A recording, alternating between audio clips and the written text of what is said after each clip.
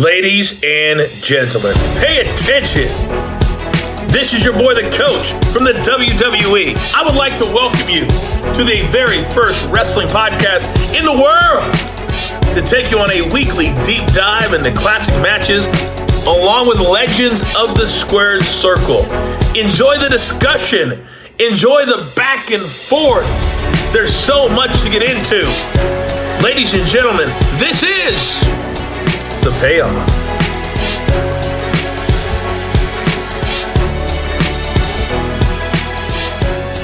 Welcome to an all-new episode of The Payoff. I'm Tom. That's Jeff. Jeff, how the hell are you doing? I'm feeling good, man. We're right in the thick of it at this point. It's just post Survivor Series. We got the holidays in front of us and behind us. Just kind of waiting on the next pay-per-view at this point. Which it's just quiet time, but an exciting time for what's going to happen next. But before we get there, we got DX and Jeri-Show. Yeah, I'm excited for this match, man. This will be a fun one. Yeah, I can't tell you that I ordered TLC 2009, so it's probably my first time seeing this match. Yeah, so this is one. Well, the Jeri-Show is more kind of why I picked this one for us, because in AEW he was there. Yeah, very timely on that. We managed to do that. I usually pick the episode and then something happens on TV that is the people in the match. It just all of our Cena matches recently were picked before he had his big push. But yeah, that happens all the time. All the time. Yeah. People don't realize how consistently that happens to us. Yeah, we've done 200 episodes and there's probably 20 or 30 in there that easy. Just assume I think we had a Punk one before he came back. We've had two untimely deaths that both happened around. I mean, that was just pure coincidence that we'd already recorded the episode in one case. So pretty wild how that happens. Yeah, I mean, but all the time. I mean, happening constantly. Yeah, it's just crazy. So I'm just looking. We have a Flair episode coming up, and I think he's coming back on TV early January in Charlotte, and they're making a big deal about it. And the week before that, we're covering a Flair. I mean, it happens all the time. Purely the other thing we cover a Flair retirement match, and then he comes back the next week. It's just every time. But so we got this one. This too, when I first kind of listed it too, this is actually the first tables, ladders, and chairs pay-per-view as well too. And so got a little bit of history on that and how it came about. There was a poll. It almost wasn't the main event. And so, a little kind of interesting tidbit there and some trivia. So, just kind of interesting story, kind of fun stuff. So, yeah. Yeah, well, I'll get into that in a second. But yeah, if you're ready, I'm ready. Let's do it, man. Let's get into the build. Oh, it's time for the build. So you're right. There was a poll. And what I thought was interesting is some of the other contenders for this. So back in August, keeping in mind, this show was December 13th, 2009, San Antonio. August, they run a poll.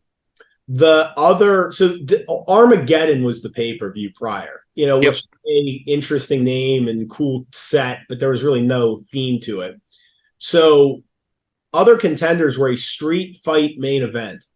So WWE, street fight coming to you. Weapons. Yeah, whatever. Kind of interesting.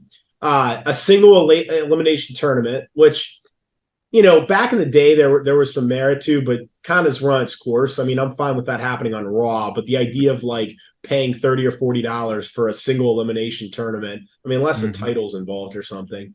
And then this TLC theme. So, it was interesting. Very, very interesting poll, if you will. I just don't.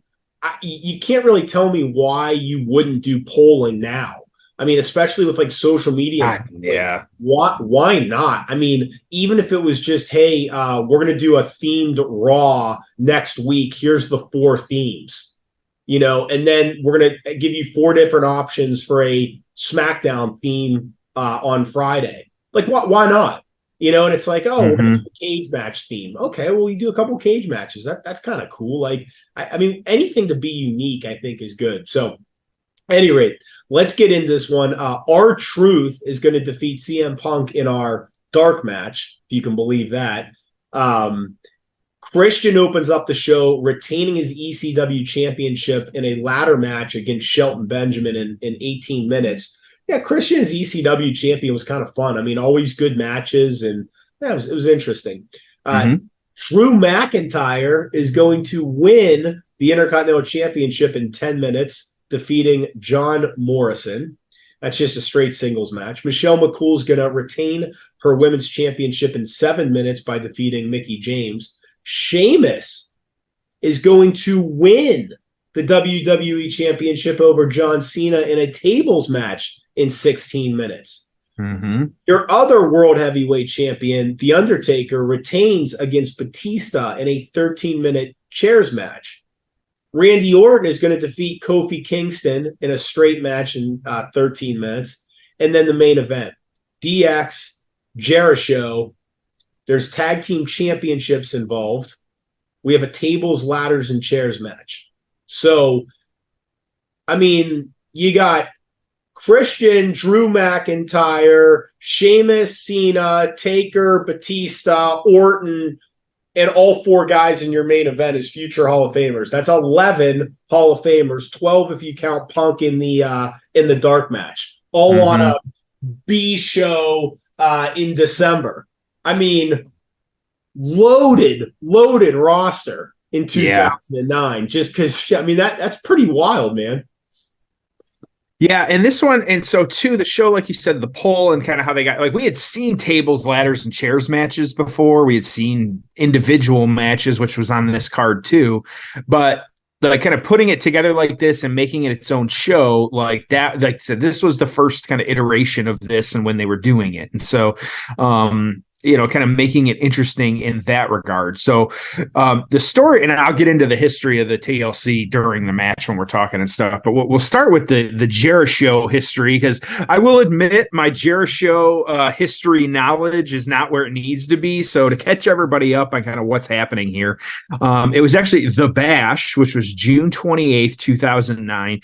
It was actually Jericho and Edge, where they were a heel tag team. They won the tag team championship. It was the unified one at that point, which would have been the World Tag Team Championship and the WWE Tag Team Championship. They were a surprise entrant in a tag team match and winning that. But Edge actually tore his Achilles not too long after that one, was unable to wrestle. But in the story, how they played this one off, though, was there was a contractual loophole that allowed Jericho to choose a new partner to replace Edge so that Jericho could continue to reign uninterrupted. And so, while Edge was out. Now, we see that even nowadays, where I think it was the women's title, where they just kind of Chelsea Green and kind of hot-shotting it and stuff like that between her partners, and making it part of the storyline. Like, you always got to love like the contractual things that they have. Used to be, they always got the rematch clause and stuff like that. Like, these fake contracts that we think about and stuff like that. It's always just funny to think about it, but jump a month later at this point, it was Night of Champions, Jericho revealing that his partner, the Big Show, or his secret partner, would be the Big Show and his new tag team partner on this one. They actually defeated the Legacy, who was Cody Rhodes and Ted DiBiase, to retain the unified titles at this point. And so it was interesting too, because Big Show was actually on Raw and Jericho was on SmackDown. So it allowed them to have some kind of cross promotion on this too. And so that they were able to be on both brands with the tag teams. And it's interesting, like, that, something to talk about when the match is going on, like why they don't necessarily, they do that now sometimes, but like kind of having that, the belts kind of float versus the individuals. And so, kind of carry over even to nowadays. This would have been, kind of the early stages of that, or we just weren't thinking about it that way. So, Jump a couple months at this point. This is when you had the first kind of rumblings of this feud with Shawn Michaels, Triple H. Jeri-Show lost. It was early October. They lost the non-titles match, and then it was the bragging rights pay-per-view. You had Jericho as actually a co-captain with Kane for Team SmackDown. Because Big Show was on Raw, he was on the Raw team, which was captained by DX. And so that show, you actually had Big Show turning on his teammate Kofi Kingston, Triple H. Jericho ended up getting the win for Team SmackDown at this bragging rights show. You then had, kind of saying that the reason that he turned on his team, and it actually makes a lot of sense, he turned on his team because he wanted a shot at the Undertaker, who was the world heavyweight champ at that point. Jericho was in that match as well because he beat Kane. It was a triple threat. And so, can they coexist type thing? So it was actually a triple threat with Big Show, the Undertaker, and Jericho at this one. Undertaker winning that one. Of course, the guys kind of feuding throughout, working together, but then not, so it was just a whole thing. And so leading to that, but it's still the tag team champs though. And so it wasn't like, a ton of animosity between them or breaking them up, but, that was Survivor Series that match was taking in November. And then the next night, you actually had guest host Jesse Ventura. He booked the tag match at this TLC event between Jericho and the Big Show, and DX.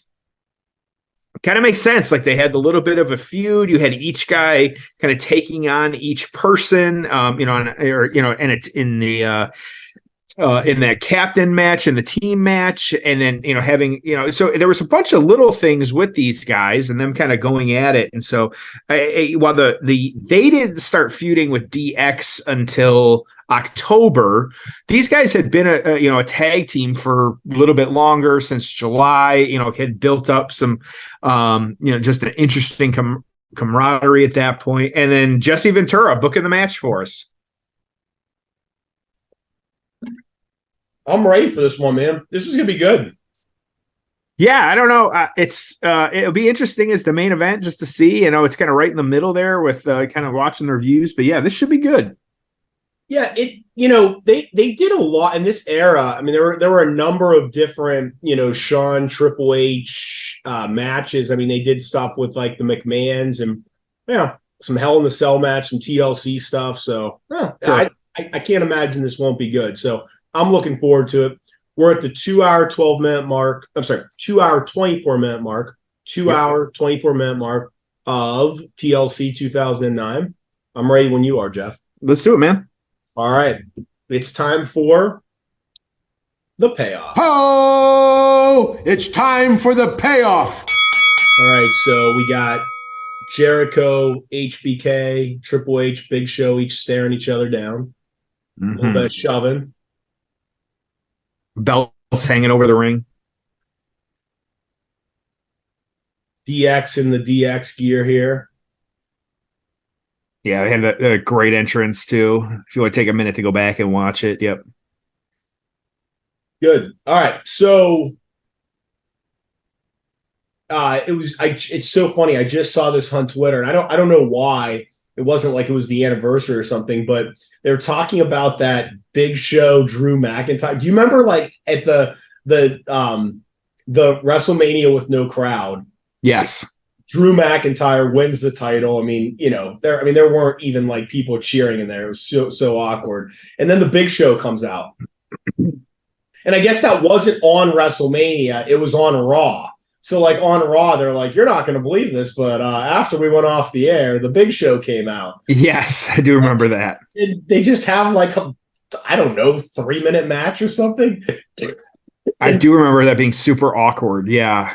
It was so weird. I'm like, what's happening here? And, Drew wins. I mean, no big deal. And it was just so funny. I don't know I really don't know what the purpose was. I don't know if it was to like get Big Show a WrestleMania payoff, or I have no idea, but we'll never know. Yeah. I was just laughing about that. And I think the question was that his last ever WWE match, Big Show's. It wasn't. He did like 3 more, but I'm kind of unforgettable stuff. But yeah, I thought that was funny. Yeah, absolutely. Just weird. Like, well, and when he came out, like not that long ago on AEW, to be like the mystery partner, like it makes sense if you know the history of Jeri-Show and kind of what they did, but also like it's one of those, like, even the Flair signing, was met with kind of like, what the fuck? Like, it was the same with Big Show. Like, Big Show comes out and it's like, okay, like, is this really the best we can do? Like, okay, whatever. So, it feels like the reason Big Show and a few other guys like him are there, and you could even maybe put Flair in this category. It's like Tony Khan has a lot of money and grew up during the Attitude Era and wants to hang out with these guys. Mm-hmm. Like, you can't tell me that. And again, you want to sign Big Show, fine. You want to sign, Mark Henry, fine. I mean, they're nice guys. I'm sure they add value, but it's like those things reek of, in my opinion, they reek of WCW circa 1995. It's like, are we really trying to grow an alternative brand? And that's where I think AEW is in a lot of trouble. And I mean, there's people that, bash AEW. There's people that love AEW. Here's the reality of things is AEW has a base, and their base is, call it 1 million people that will tune into, a Big Show of theirs, or, will watch on Fridays, but not Saturdays, or will watch on Wednesdays, and again, if it's Saturday and there's college football on, that audience might be 400,000 instead of all million of them. But there's like 1 million people that watch AEW. You and I are both in that category. Now, yep. We're on the side that won't watch it every single week, but we'll watch it sometimes. So that's your base. Now, the issue I see, Jeff, is they're doing nothing to grow that base. And you say, oh, well, what about Edge? Literally, there's not one person that has started watching AEW because of Edge. Yeah. And I love the guy. But, hey, guys like you and I don't know, we tune in to see him debut. Maybe we're a little more likely to watch a Saturday night show because he's in the main event. But you're not bringing over 100,000 new fans that are like, I'll give this a shot. For all you want to say about CM Punk, the guy moved the needle. New people were watching. They were giving AEW a chance. Ric Flair's not going to attract new people. Big Show, Mark Henry. So it's like, if they're not going to attract new people, then what are we doing here? How you attract new people is by being different. And being different is, hey, Jay White, I've never seen that guy before. Maybe I'll give him a shot. Hey, Kenny Omega, I've heard he's awesome, but, I haven't seen a lot of his stuff because, I grew up watching WWE and didn't, buy New Japan pay-per-views. So it's like, if you want to grow this audience, now what you end up doing with like bringing guys like Flair, I think you just piss people off. And I think you're like your diehard fans that watch all this stuff, the 100,000 that order these pay-per-views, you're actually kind of annoying them. So you're annoying your best fans. You're not attracting new fans. I just don't see the purpose of it. And I would just be, if I were Tony Khan, I would just be doubling down on, hey, I'm going to make new stars. Because one of the issues with AEW is they really haven't made, who have they made? And people say MJF. He kind of had that character and shtick before he got there in MLW.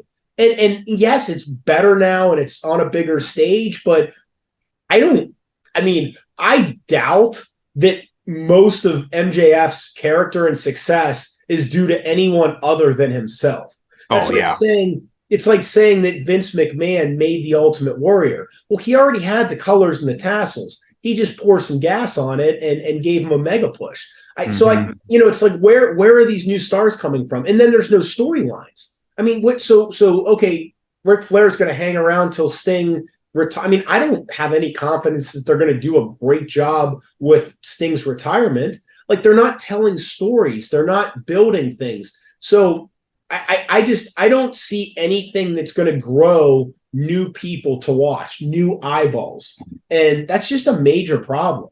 Well, and they're making, some of the issues that like WCW had, like they brought in all these WWE stars and it's like, what the hell? And so, at that point, like that's where it was like the dying ground for that. And they're doing a lot of that now. And so, when half of your card is, I say people that have left WWE, you got to work to get them over, and they're still consistently getting ripped for. There's just no long-term storytelling. I saw, what was it? Not that long ago, WWE was in the headlines for some of the Seth stuff because they were just throwing a match together with Seth when I forget who he took on at that point, but like because they weren't. There was no build to it, and fans were like, okay, now they're pulling, like literally it's become a thing. They're pulling an AEW where they're just throwing a match together.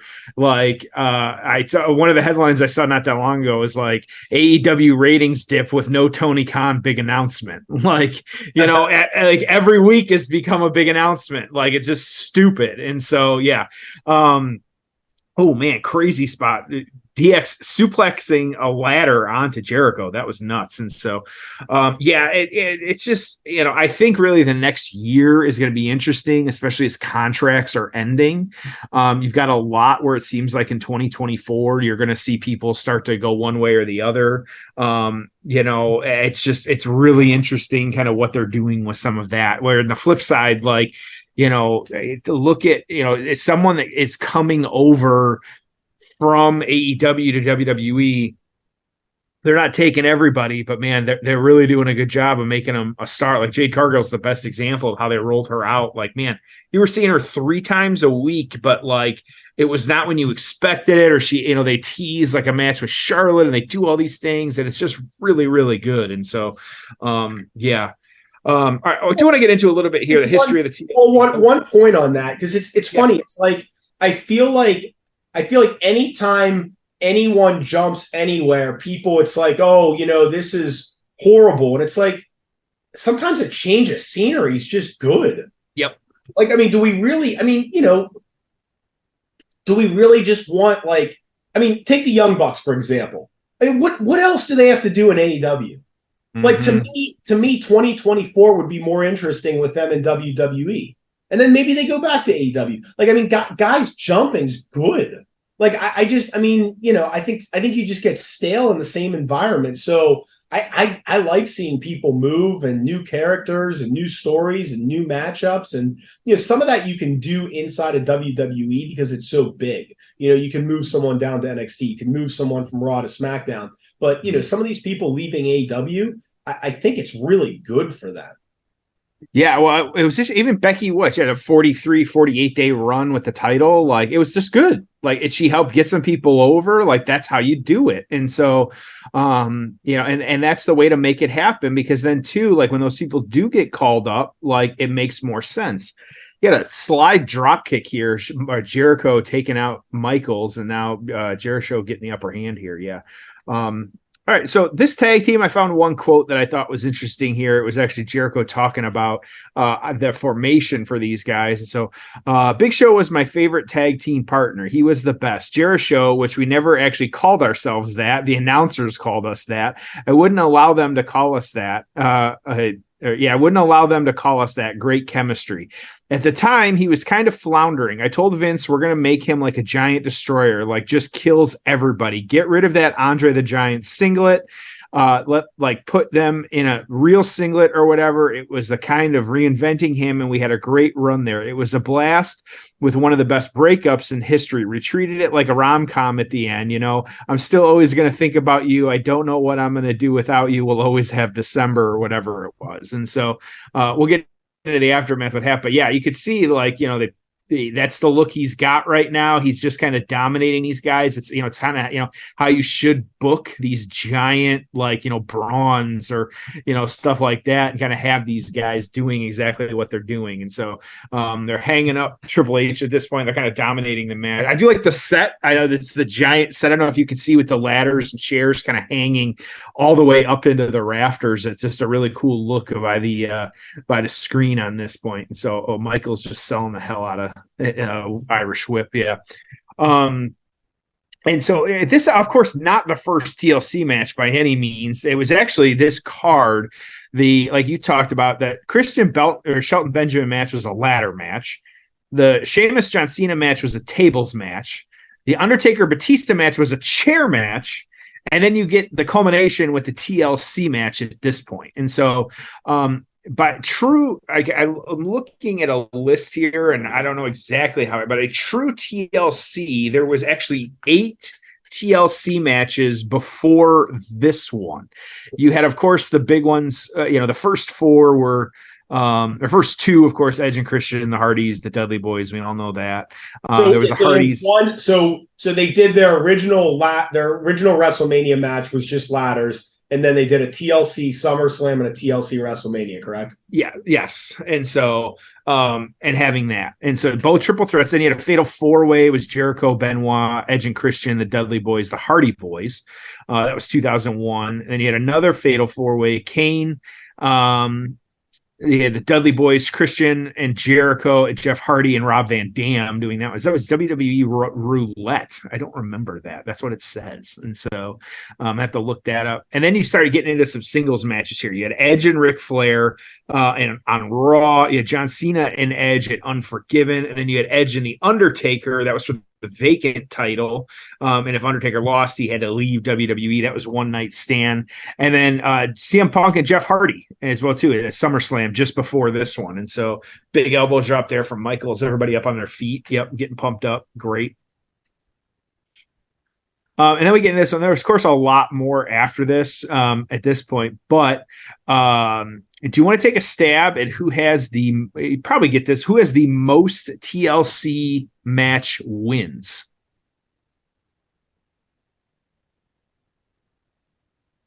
Jeff Hardy. Nope. Who is it? Edge. Oh, okay. Jeff Hardy, actually, he has, and so here's your other piece of trivia on this. Yeah, I forget. Edge and Christian won like all those matches. Exactly. Jeff Hardy has the most appearances at 5 with 0 wins. Oh, geez. Okay. So, yeah, there you go. And Edge, actually, the most appearances with the most wins. So Edge has 7 appearances and 5 wins. Jeff Hardy has 5 appearances and no wins. And including the women on this one, too. Asuka, 2 appearances and 2 wins as well, too. So getting that. So, yeah. So just fun stuff there. A little trivia for you. Yep, absolutely.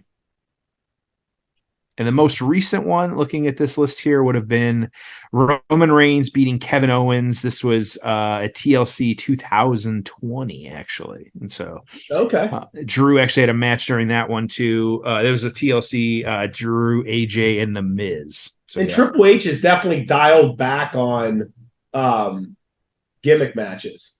Well, and they said they were going to, especially like Hell in a Cell, like it should not be just an annual event. There should be a reason for it. You gotta like make sure that that I'm fine with them renaming some pay-per-views or bringing back some pay-per-views. I don't care. Give me an Armageddon. I don't care. It doesn't have to be a Hell in a Cell or some of these other ones. They just, the stipulations got stale with some of it when you had some of the weapons matches and things like that. And so yeah, I'm okay with this. You got Big Show about, I think he's only like 3 rungs up the ladder, but they're trying to push him off here, and it's like twisting.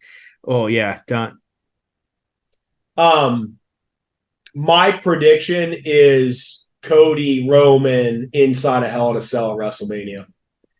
That's a hot take. That's an interesting one right there. I wonder if they'd be hesitant to do like a Hell in a Cell in an stadium show because be tougher to see, and they may not like the visual of him winning the title inside a structure.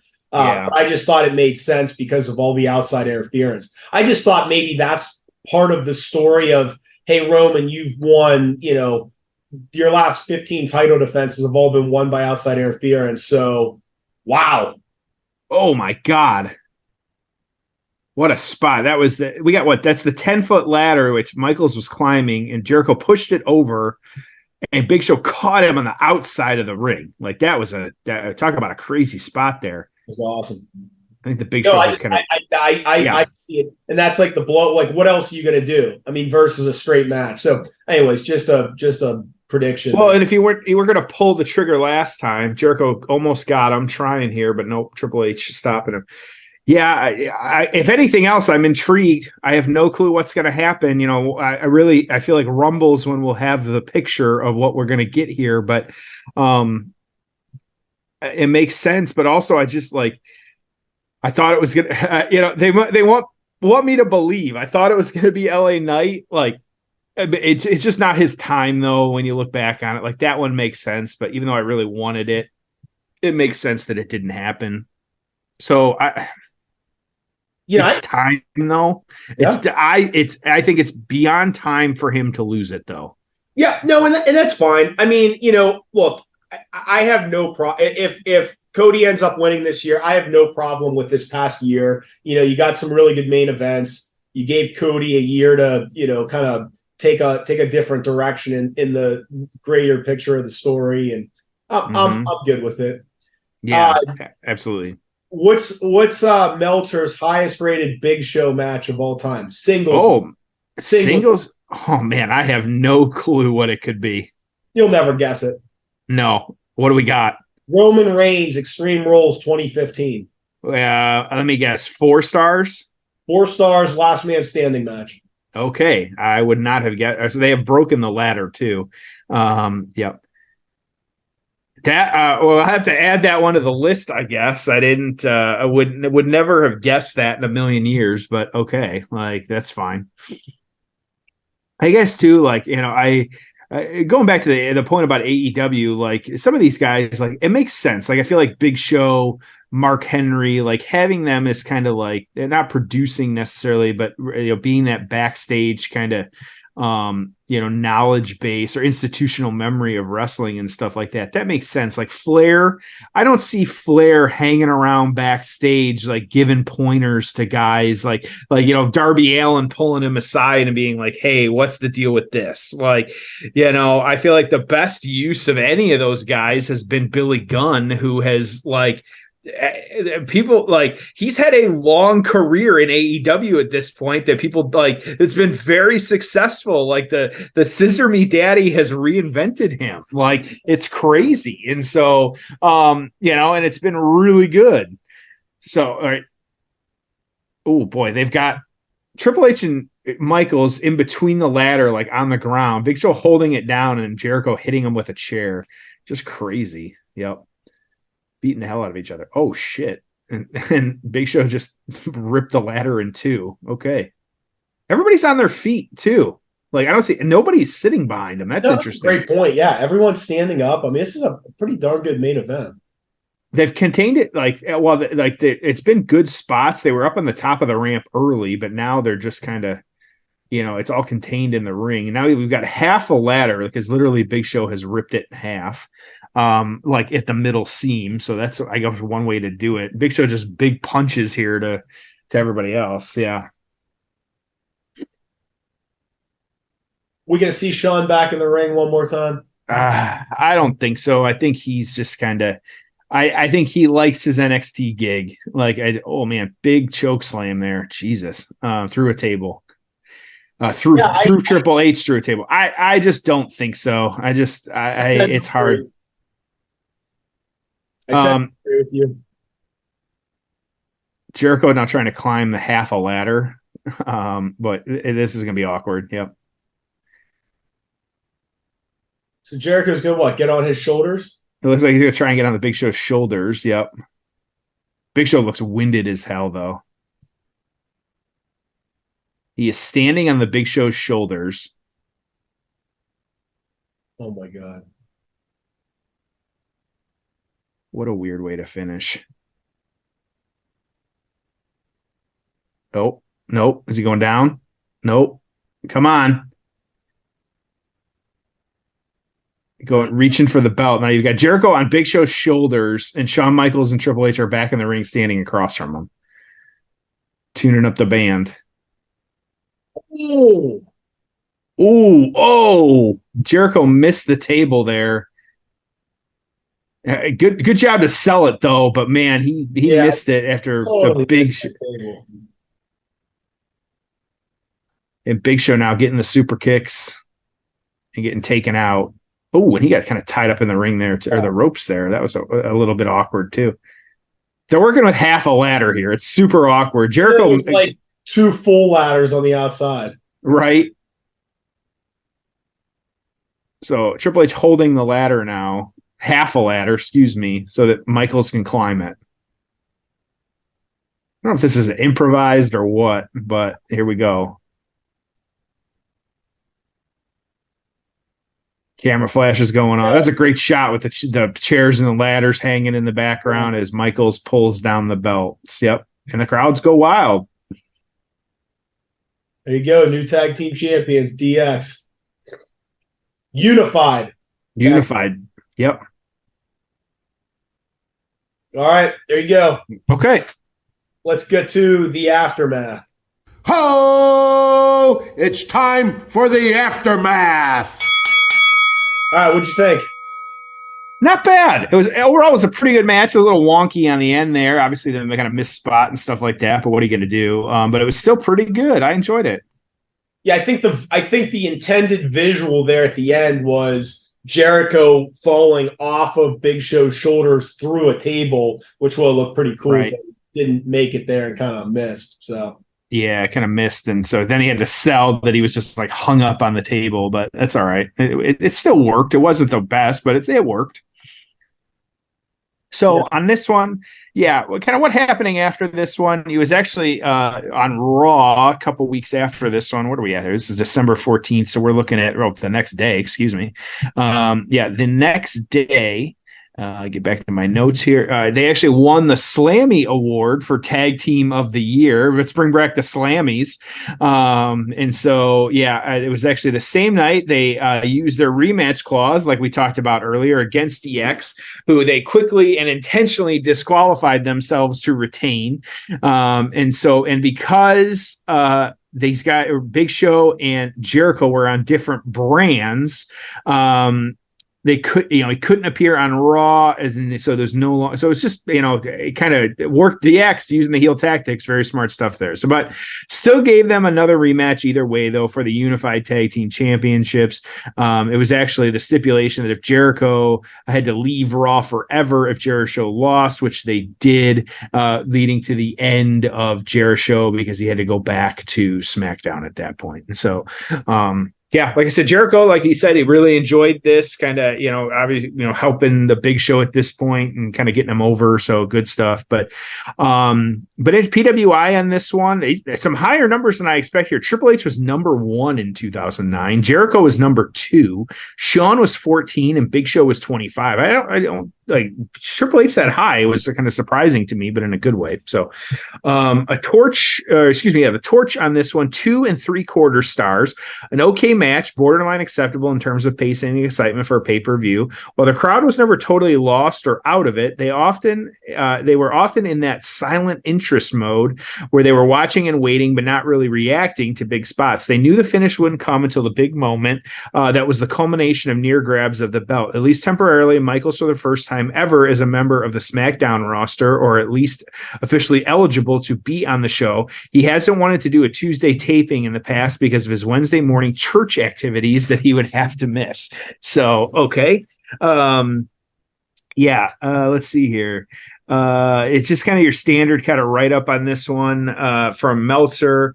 He tried to stand on Show's shoulders and grab the belts. As he was fighting for the balance, DX got back in the ring. The look on Show's face was awesome. Sean super kicked Show. Jericho was supposed to fall off through a table outside, but something went wrong and he kind of landed on his feet and bonked his face on the side of it. He did end up in a comical dead man's position. Hunter then held one half of the ladder so Sean could climb it up to get the belts. A little fun match and perhaps the safest TLC match ever, 3.5 stars. So 3.5, 2 3/4. Where are you going to give your payoff score on this one? 6.5. Okay. Yeah. Good match, good stars, but nothing where you go, oh man, I can't believe that happened, or oh, what an incredible finish. So it was a good match. I mean, good match, good main event. Fans were into it. So 6.5. What about you? I'm a 5.5. It was perfectly fine. Like I was, I'm not going to see I'm not going to go out of my way to watch it again, but it was a good match. It was a fun match. It wasn't anything like crazy or, the people dying or anything like that. I will agree that it was a little safe.